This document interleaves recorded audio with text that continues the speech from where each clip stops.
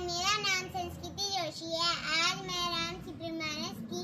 कुछ चौपाइयां सुनाने जा रही हूँ।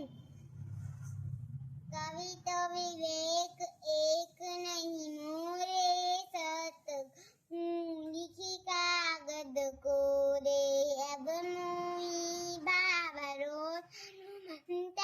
बिनु हरि कृपा मिलहि नहीं संता, जई के जई परसत सोते मिलहि न कुछ संदेह, कर्म प्रधान विष जो जस करे सुत सुभर चाखा, जहाँ सुनती तहाँ संपत्ति नाना, जहाँ कुंती तह विपत्ति निदान, जाकी रही भावना जैसी प्रभु मूरत देखी तिन तैसी, प्रातः काल उठी के नाथा मात पिता